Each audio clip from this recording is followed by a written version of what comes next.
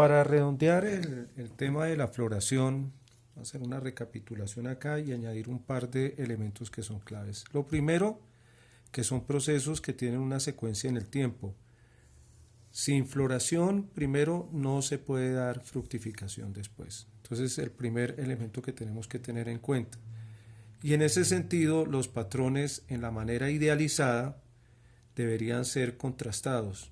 Cuando hay floración no hay frutos, cuando hay frutos no hay floración. Lo que ocurre en el trópico, en los trópicos y en particular en el neotrópico, es que la floración es más o menos constante. Y eso se debe a que hay una constancia también en la precipitación a lo largo del año. Sin embargo, los investigadores que analizamos nosotros señalaban una tendencia a que la floración se dé en los meses donde hay una temporada seca y que la producción de frutos se dé en los meses donde hay una temporada de lluvias. Como es una tendencia, ¿cómo se identifica la floración como periodo? Pues este autor, Franchi, señala que donde haya más del 50% de los individuos que uno está analizando en floración, pues ese es el periodo que corresponde a la floración. Pero miren ustedes que eso puede estar repartido entre diferentes especies y entre los mismos individuos de la misma especie. Las plantas pueden estar en diferentes ciclos en el trópico, lo que responde pues a la constancia climática que tienen estos ambientes. Eso se entiende. La explicación que se le da a esta tendencia, algunos autores dicen que tiene que ver con la nubosidad, tiene que ver con la fotosíntesis y en particular algunos autores hablan del balance entre nitrógeno y carbono. Ese balance ha sido muy controvertido. Y no todos los procesos que se asocian a ese balance de nitrógeno-carbono han resultado ser causales. Entonces vamos a dejarlo ahí un poco en el aire. Aparte de eso, ya ustedes se preguntarán, nosotros aludíamos a que la producción de flores era una actividad costosa para la planta, pero también es una actividad costosa la producción de frutos. Entonces, el llamado que nos hace atención aquí es a que este es un fenómeno multivariado y depende de más de una variable, más de un proceso, y vamos a tratar de cubrir algunos. Lo otro que aludían era la dilución de nutrientes en el suelo debido a la lluvia, nutrientes que fueran importantes en la producción de flores. Y esto pues tiene mucho sentido con algo que vamos a ver más adelante. En ese mismo sentido, la temperatura de la hojarasca en el suelo y el efecto que tiene esa baja en temperatura durante las temporadas de lluvia sobre los procesos de decomposición de materiales orgánicos y su inclusión en los procesos del suelo, en la saturación del suelo y cómo eso afecta el nutrimento de las plantas. En últimas, entonces estamos viendo nosotros que este proceso tiene que ver con procesos muy finos dentro de la planta. Las sustancias encargadas de activar el proceso de la floración en las plantas son hormonas. Algunas de esas hormonas importantes en las plantas son las giberelinas, que determinan cuándo se da un crecimiento de tipo vegetativo, cuándo se da un crecimiento de tipo global. Y eso lo regula este mecanismo que se llama el mecanismo DELA. Aquí hablamos nosotros que esto es una secuencia de aminoácidos: aspartato, glutamato, leucina, alanina.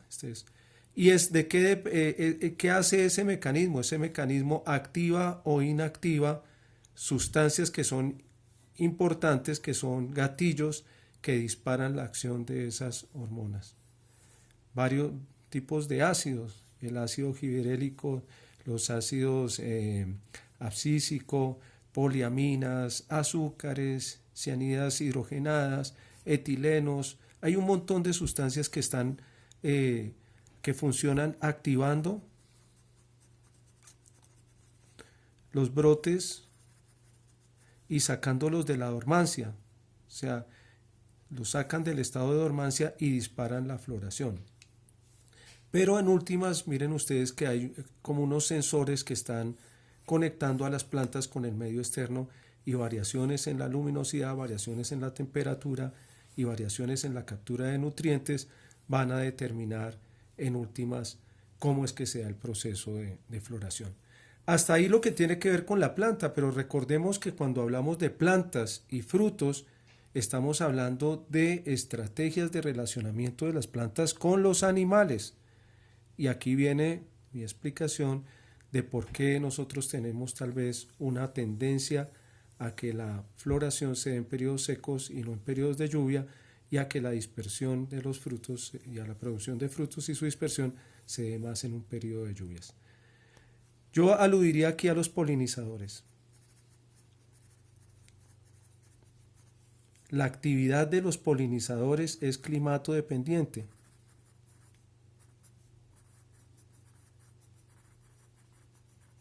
Climato dependiente, depende del clima.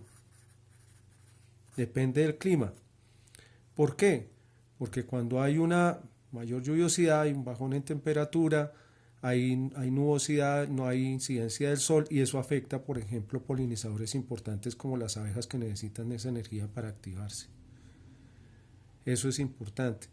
Muchas de las señales de llamado de atención de las plantas son señales químicas, sobre todo para los insectos, y esos aromas y eso que se dispersa también se ve afectado por el clima, por la precipitación, y se da de una manera más efectiva en las temporadas de sequía.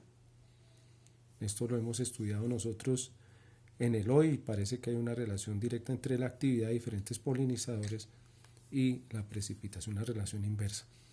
Y en términos de la dispersión, pues mucha de la dispersión de los frutos puede darse por medios, digamos, zoócoros, o sea, que animales que se llevan literalmente los frutos y depositan las semillas en otro lado.